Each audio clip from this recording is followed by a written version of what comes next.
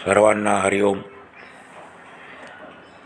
आज आपल्या मराठी वर्षातील अंतिम सण आहे. फाल्गुन शुद्ध पौर्णिमा म्हणजेच होळी पौर्णिमा किंवा हुताशनी पौर्णिमा. चैत्राच्या महिन्यापासून प्रत्येक पौर्णिमेला एक वेगळं महत्त्व आहे. एक विशिष्ट उत्सव किंवा सण आपण साजरा करतो. चैत्र पौर्णिमा ही हनुमान जयंती म्हणून आपण साजरी करतो. वैशाख पौर्णिमा ही बुद्ध पौर्णिमा. ज्येष्ठ पौर्णिमा ही वटपौर्णिमा. आषाढ पौर्णिमेला आपण गुरुपौर्णिमा किंवा व्यास पौर्णिमा असं म्हणतो. अश्विन पौर्णिमा असते कोजागिरी पौर्णिमा किंवा शरद पौर्णिमा.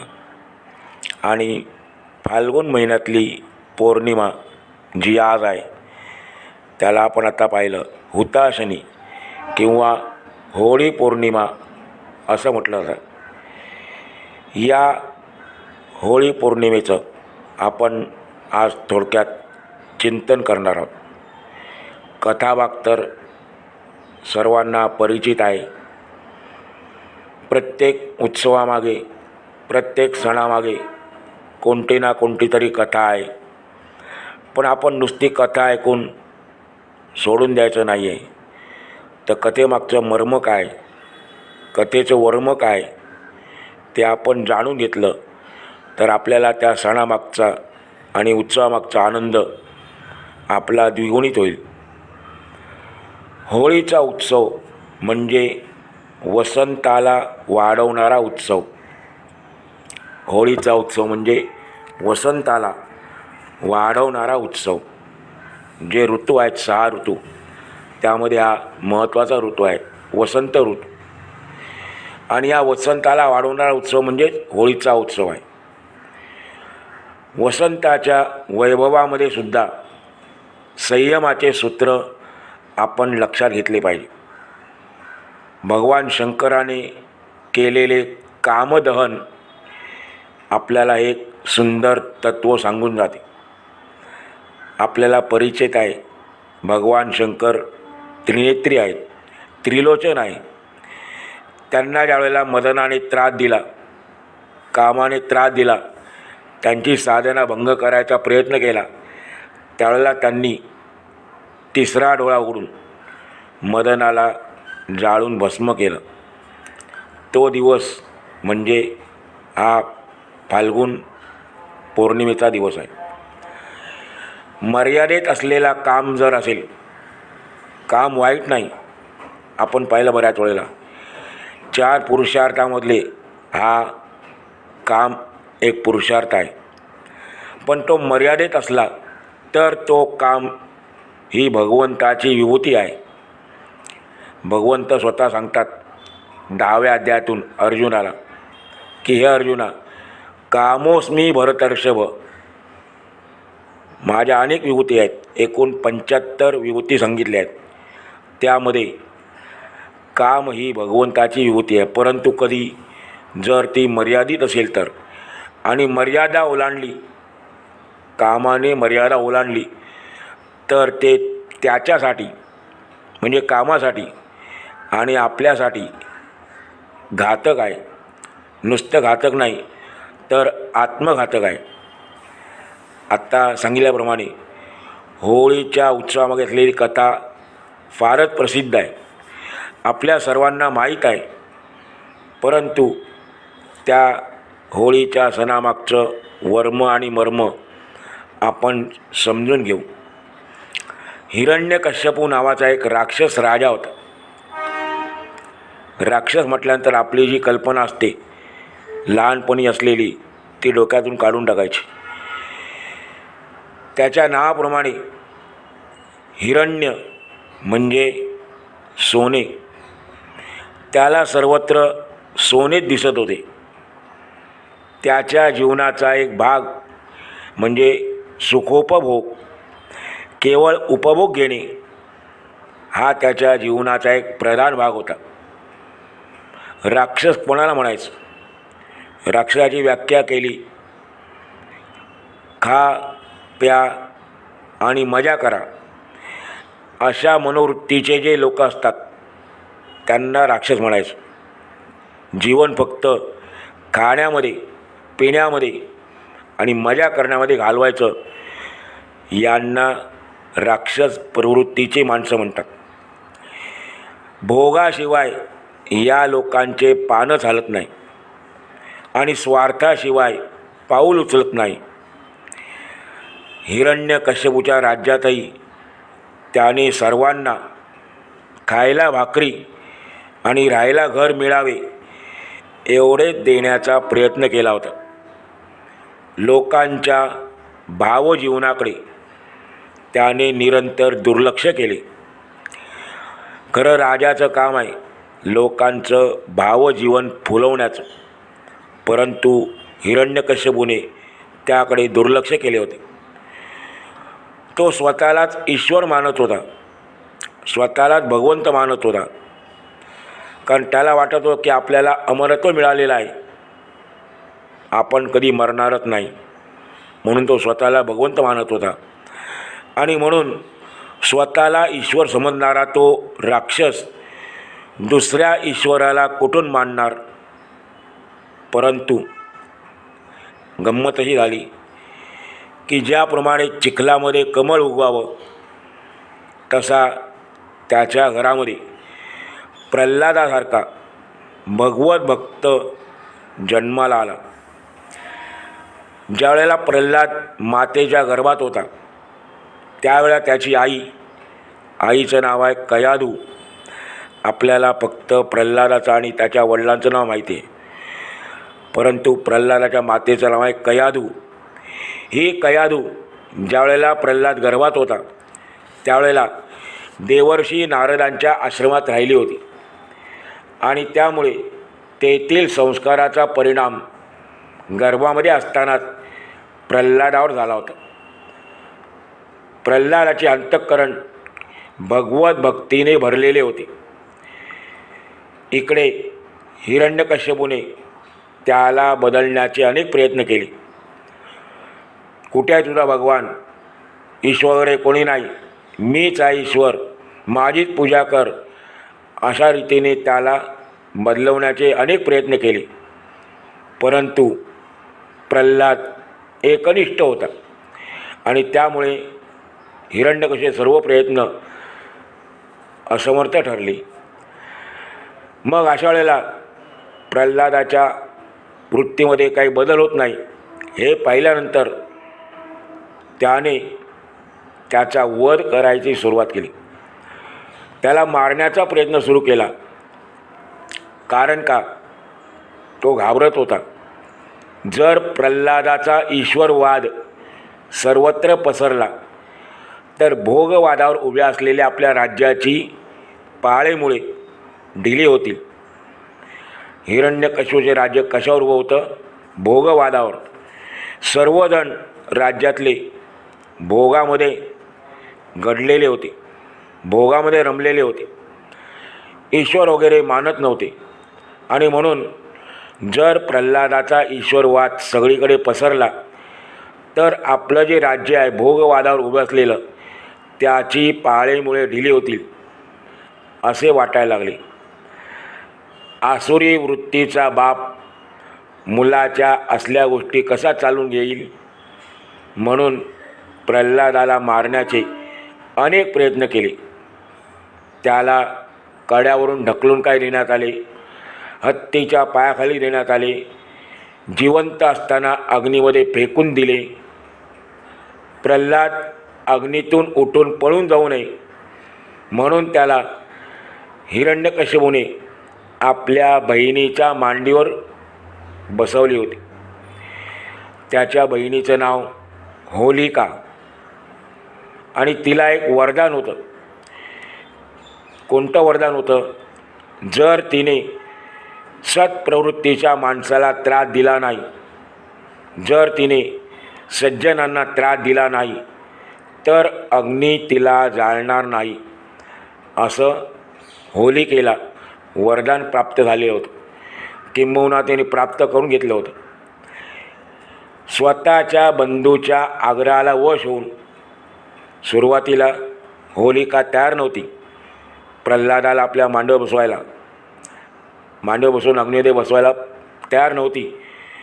पण हिरण्यकशिपूने त्याला आग्रह केला, बहिणीला आग्रह केला आणि त्यामुळे त्याच्या आग्रहाला बळी पडून होलिकेने प्रल्हादाला मांडीवर घेऊन अग्नीमध्ये बसायचे कबूल केले होते. पण इकडे व्हायचा तोच परिणाम झाला. होलिका जळून भस्म झाली आणि सत्प्रवृत्तीचा ईश्वरनिष्ठ प्रल्हाद अग्नीमधून हसत खेळत बाहेर आला. वास्तविक प्रल्हाद तर लहान बालक होता. जगातही सत्प्रवृत्तीचे लोक अल्पसंख्यक आहेत. आपण जर शोध घेतला तर सज्जन माणसं फारच कमी आहेत. सत्प्रवृत्तीचे लोक अल्पसंख्याक आहेत.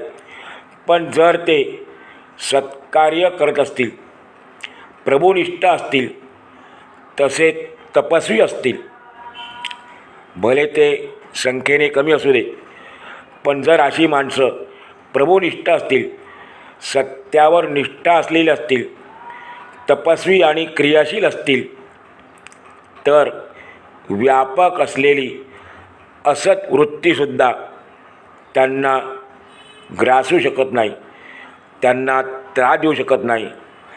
आणि हाच तर अनुपम संदेश होळीच्या माध्यमातून आपल्याला मिळतो.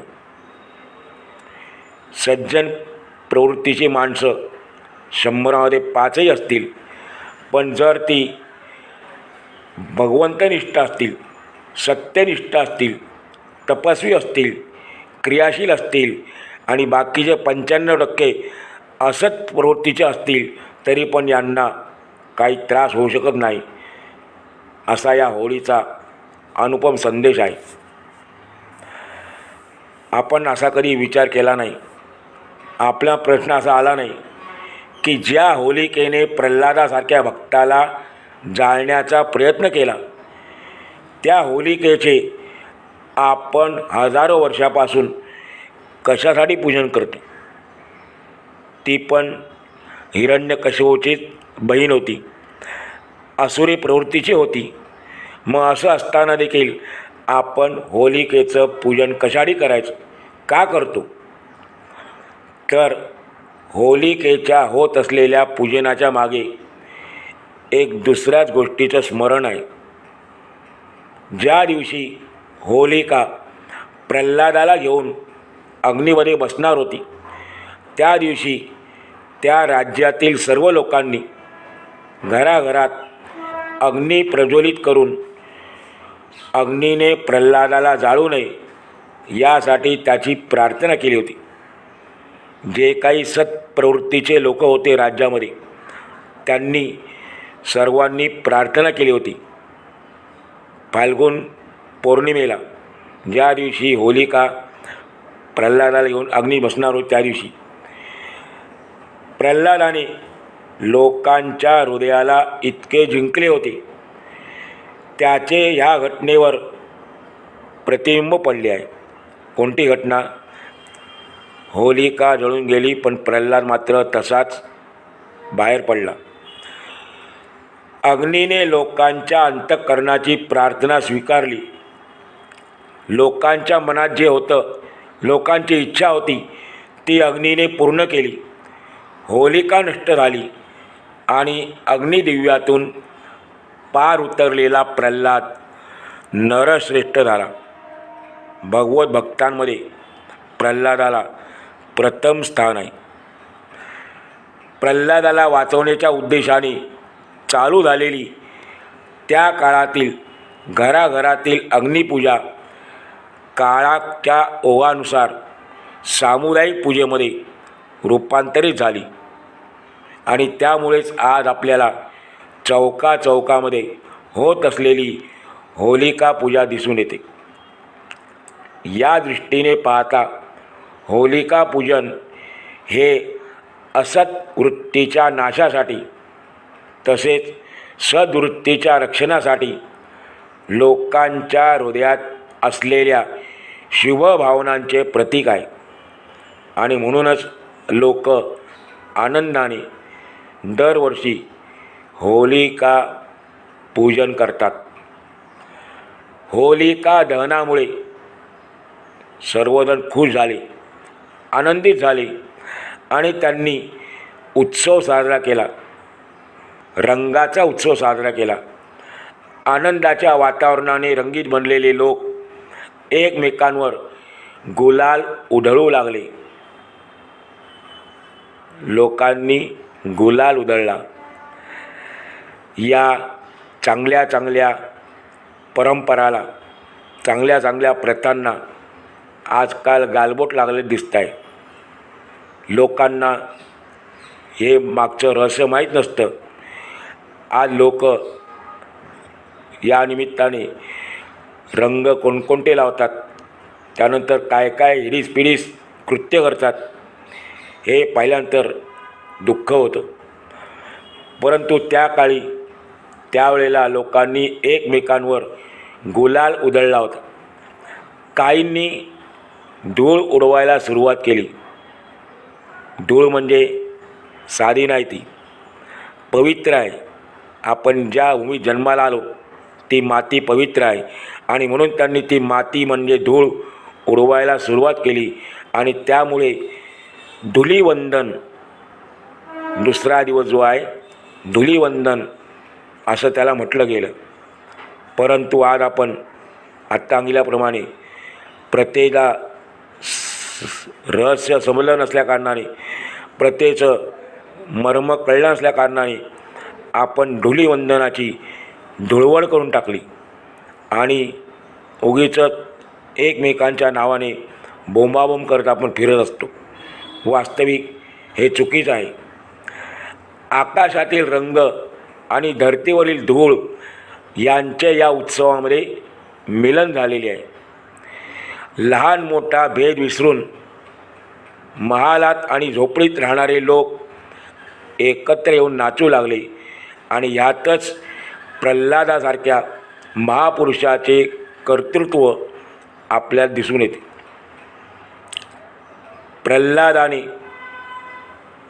एवढी भक्ती केली, भगवंताची निस्सीम भक्ती, की त्याच्या रक्षणासाठी आणि हिरण्यकशिपूच्या वधासाठी भगवंताला जो अवतार यायला लागला, चौथा अवतार नृसिंहाचा किंवा नरसिंहाचा, त्याच्यामागचं रहस्य काय ते पण आपण थोडक्यामध्ये समजून घेऊ. प्रल्हादाने लहान मोठ्या सर्वांना प्राणवान बनवले, त्यांच्यामध्ये प्राण फुंकले. त्या काळातली जनता प्राणहीन झाली होती, अचेतन झालेली होती आणि त्यावेळेला प्रल्हादाने या सर्वांच्या अंगामध्ये प्राण फुंकले. हिरण्यकश्यपूला मारण्यासाठी खांबातून नरसिंह प्रकटला तो हाच आहे. खांबासारख्या जड, चेतनाशून्य आणि निष्क्रिय बनलेल्या लोकांमध्ये प्रल्हादाने प्राण भरला. नरामध्ये सिंह प्रगट केला. नरातील प्रेम आणि सिंहात असलेले साहस एकत्र झाले.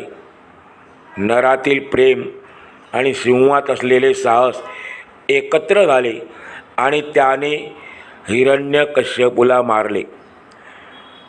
लोकांच्या हृदयात असलेल्या प्रल्हादाच्या प्रेमाचे प्रतीक आहे. हिरण्यकश्यपूला जे वरदान प्राप्त होतं ते आपल्यालाही माहिती आहे.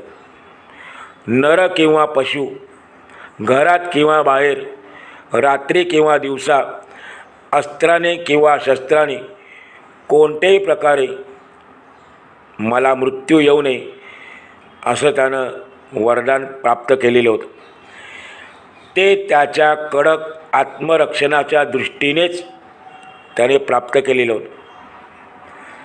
जी माणसं अशी असत प्रवृत्तीची असतात, दुष्ट कार्य करणारी असतात, ती माणसं सतत घाबरलेली असतात. आतून अंतरंगातून ती घाबरलेली असतात आणि त्यामुळे स्वतःच्या रक्षणाची अशी माणसं नेहमी कडक चोख व्यवस्था करतात.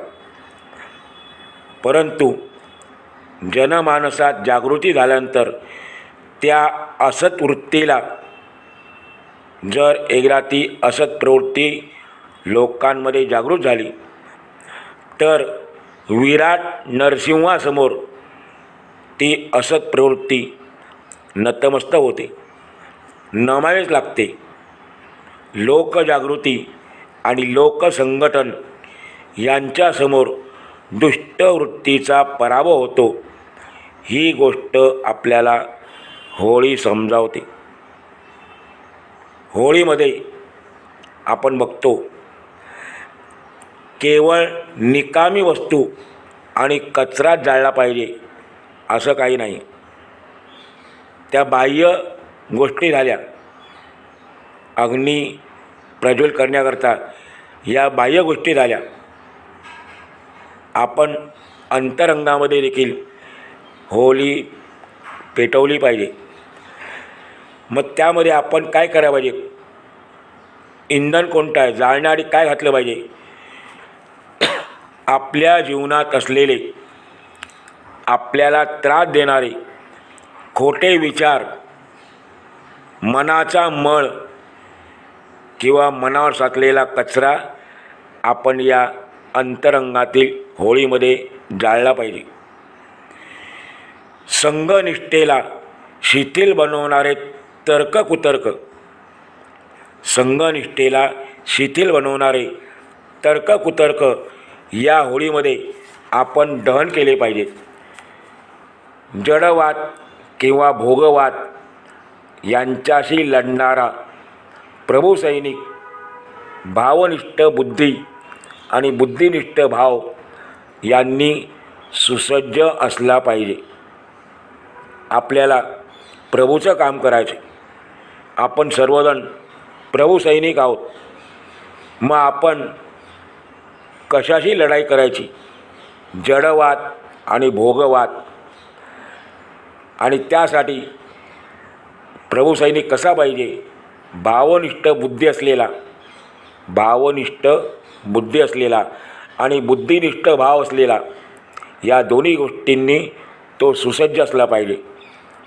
सारांश, होळीचा उत्सव फाल्गुनाच्या रंगाने आपले जीवन रंगीत बनवणारा, वसंतातही संयमाची दीक्षा देणारा, संघनिष्ठेचा महिमा समजावणारा आणि मानव मनात तसेच मानव समाजात असलेल्या असत वृत्तींना जाळण्याचा संदेश देणारा उत्सव आहे. असं या होळी पौर्णिमेचं थोडक्यात महत्त्व आहे. हरिओम.